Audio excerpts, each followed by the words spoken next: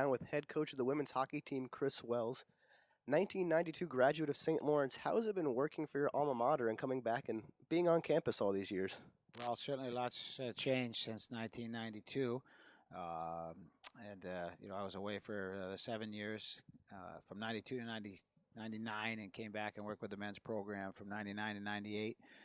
Took Paul Flanagan's job as assistant coach with the men, and then Paul went down to Syracuse to take over the women's program in '08, and was able to take his job again in 2008. So it is something that's pretty special to be able to work for your alma mater and also work in your hometown and feel the pride of everybody in the community, not only the students, but a lot of friends and family, and a lot of people who came to cheer on the team when I played are still cheering on both the men's and women's programs here at St. Lawrence very enthusiastically.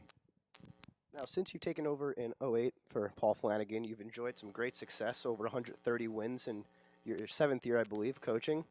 Now, for a collegiate coach, you have to deal with the turnover of players graduating and leaving. How have you continued that success with a new crop of players every year? Well, Ted Wisner is our main recruiter. Some of you might know him as Boomer. If you don't know who he is, the two of us are running outside just about every morning during the week. That's him.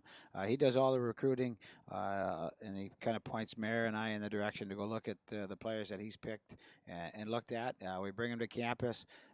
And then really the team sells itself. We put the recruits on campus to have them spend time with the girls on the team, and they do such a good job. And everybody who comes and visits gets to see what kind of culture we have, a place where you can come and be yourself, be very successful academically. Our team's been fantastic in the classroom the last few years, and just be themselves and have a lot of self-confidence and get out of here and be really excited about what they can do for themselves with jobs when they get out, and that word gets out to recruits. It's not just about hockey and women's hockey.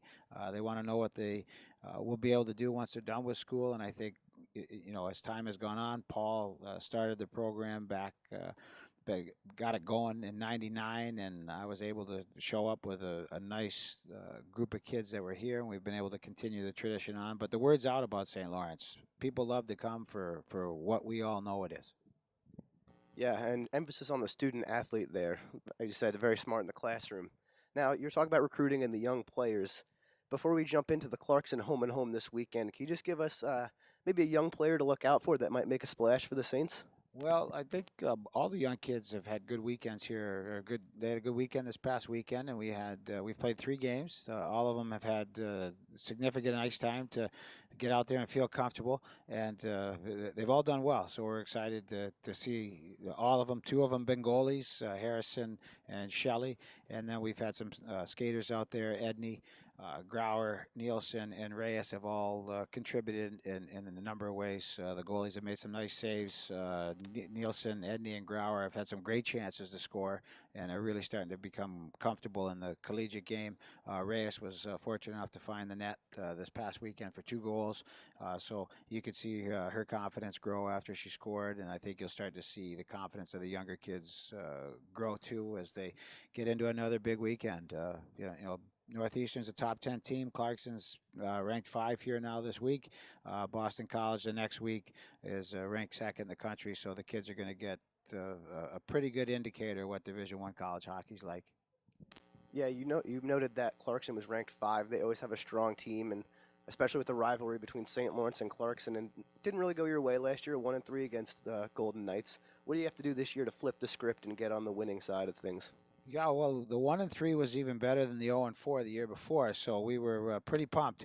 And that was a big game for us. That was the first game of the year. They were defending national champions. We were able to get them here on the first game of the year last year, so that gave the team some great confidence. We had a fantastic game with them over there the next day. They scored on a late power play goal to beat us 2-1. We were able to draw a lot out of that. We followed that up with a nice weekend at Boston College and continued on with a successful season.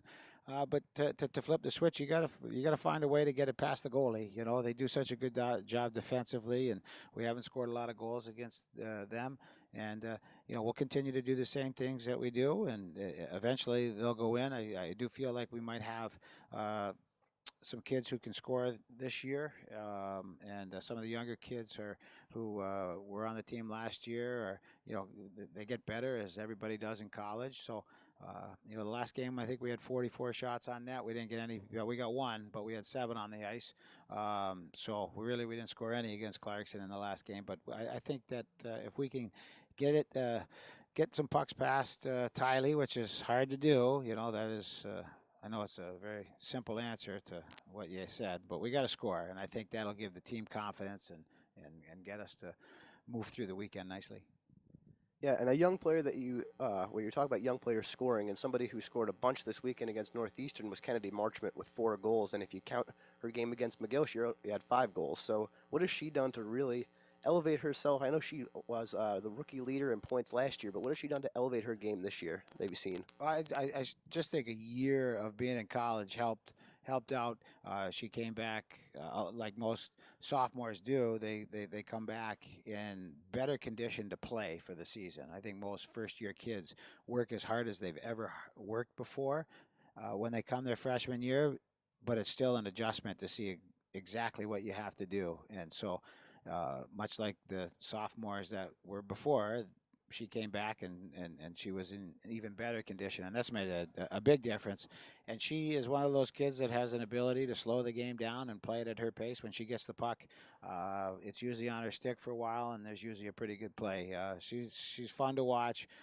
Everybody on the bench kind of moves to the edge of the bench when she gets the puck in some scoring areas because she is pretty proficient, whether she's making a play or shooting it. But she's got great poise with it too, and she can continue this pace. She's going to have one heck of a year.